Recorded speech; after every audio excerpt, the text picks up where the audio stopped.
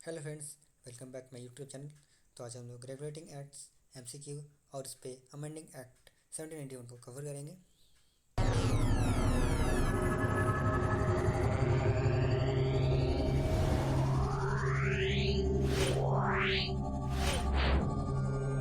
अगर आप हमारे यूट्यूब चैनल पे नए हो तो वीडियो को लाइक, शेयर और कमेंट जरूर करें। तो आइए हम वीडियो को स्टार्ट करते हैं। हमारा पहला क्वेश्चन है, 1773 के रेगुलेटिंग एक्ट के अनुसार बंगाल के गवर्नर जनरल को किस प्रकार के अधिकार प्राप्त हैं। तो इस ऑप्शन होगा पहला, केवल न्यायिक अधिकार। ऑप्शन बी, केवल प्रशासनिक अधिकार। या ऑप्शन सी, केवल विधायी अधिकार। या ऑप्शन डी, न्यायिक, प्रशासनिक और विधायी सभी अधिकार। तो इसका आंसर होगा ऑप्शन डी, न्यायिक, प्रशासनिक और विधायी सभी अधिकार। रेगुलेटिंग एक्ट 1773 ने बंगाल के गवर्नर का पद नाम बदलकर गवर्नर जनरल किया और इन्हें न्यायिक, प्रशासनिक और विधायी सभी अधिकार प्रदान किए गए थे। इससे इन्हें भारतीय मामलों में अधिक नियंत्रण और स्वायत्तता मिली। हमारा सेकंड क्वेश्चन है, रेगुलेटिंग एक्ट 1773 के तहत स्थापित सुप्रीम कोर्ट का पहला चीफ जस्टिस कौन था। Option A, justice Impey. Option B, justice लेमा। Option C, justice Hyde. या ऑप्शन डी, जस्टिस चैम्बर। तो इसका आंसर होगा option C, justice Hyde. Regulating act के तहत कलकत्ता में सुप्रीम कोर्ट की स्थापना की गई थी और इसके पहले chief justice sir Elijah Impey नहीं बल्कि सर एलिजा हाइड थे। हमारा तीसरा क्वेश्चन है, रेगुलेटिंग एक्ट 1773 के अनुसार बंगाल के गवर्नर जनरल की सहायता के लिए कितने काउंसिल की नियुक्ति की गई थी। Option A 2, option B 3, option C 4 या ऑप्शन डी 5। तो इसका आंसर होगा ऑप्शन सी 4। गवर्नर जनरल की सहायता के लिए 4 काउंसिल्स की नियुक्ति की गई थी। इससे एक कार्यकारी परिषद का गठन हुआ जो गवर्नर जनरल के निर्णयों में सहायता करती थी। हमारा चौथा क्वेश्चन है, रेगुलेटिंग एक्ट 1773 के अनुसार बंगाल के गवर्नर जनरल के निर्णयों में किसकी सहमति आवश्यक थी। ऑप्शन ए, ब्रिटिश संसद। ऑप्शन बी, ब्रिटिश राजा। Option C, councils. या ऑप्शन डी, ब्रिटिश प्रधानमंत्री। तो इसका आंसर होगा option C, councils. Governor general के निर्णयों में काउंसिल्स की सहमति आवश्यक थी। ये प्रावधान गवर्नर जनरल की शक्तियों पर एक चेक के रूप में काम करता था। हमारा पांचवा क्वेश्चन है, रेगुलेटिंग एक्ट 1773 के अनुसार बंगाल के गवर्नर जनरल को किस प्रकार के अधिकार प्राप्त हैं। ऑप्शन ए, केवल न्यायिक अधिकार। ऑप्शन बी, केवल प्रशासनिक अधिकार। या ऑप्शन सी, केवल विधायी अधिकार। या ऑप्शन डी, न्यायिक, प्रशासनिक और विधायी सभी अधिकार। तो इसका आंसर होगा ऑप्शन डी, न्यायिक, प्रशासनिक और विधायी सभी अधिकार।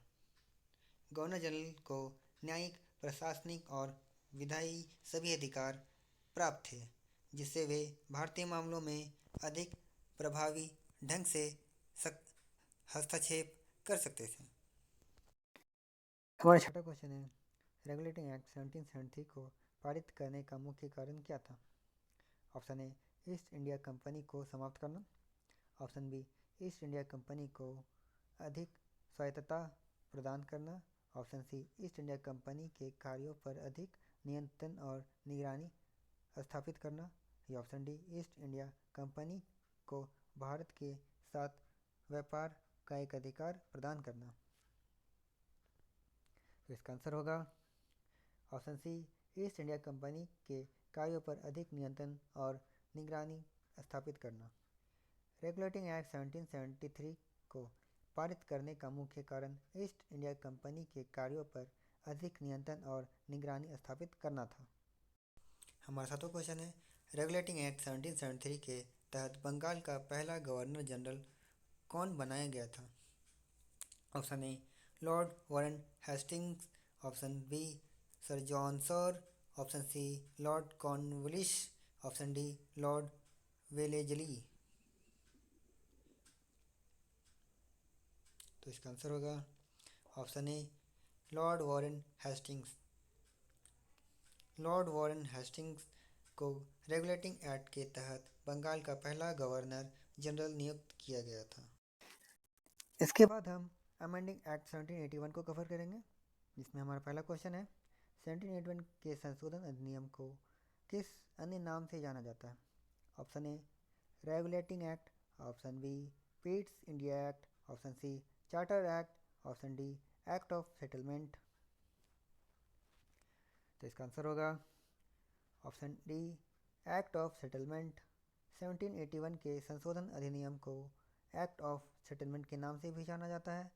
इसने 1773 के रेगुलेटिंग एक्ट में मौजूद खामियों को दूर किया था। हमारा दूसरा क्वेश्चन है 1781 के संशोधन अधिनियम ने किसकी शक्तियों में कमी की थी? Option A governor general, option B East India Company, option C supreme court के कलकत्ता, या ऑप्शन डी ब्रिटिश संसद। तो इसका आंसर होगा ऑप्शन सी सुप्रीम कोर्ट की कलकत्ता।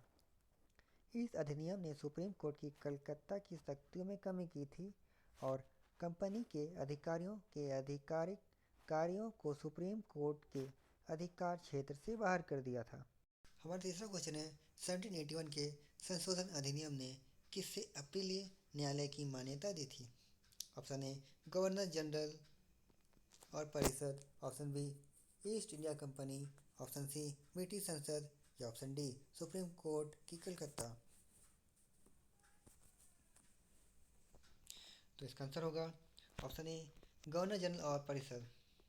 इस अधिनियम ने गवर्नर जनरल और परिषद को अपीलीय न्यायालय की मान्यता दी थी और इन्हें प्रांतीय न्यायालयों से सिविल मामलों में अपील सुनने के लिए एक रिकॉर्ड के न्यायालय के रूप में बैठक करने की शक्ति प्रदान की थी। हम इसी तरह पॉलिटी टॉपिक की सीरीज लेकर आएंगे जो पॉलिटी के हर टॉपिक को कवर करेगी। तो आप अपना सपोर्ट बनाए रखें और वीडियो के माध्यम से अपने ज्ञान को बढ़ाते रहिए। तो धन्यवाद आप सभी का वीडियो को देखने के लिए। लाइक कीजिए, सब्सक्राइब कीजिए और दोस्तों के साथ शेयर कीजिए।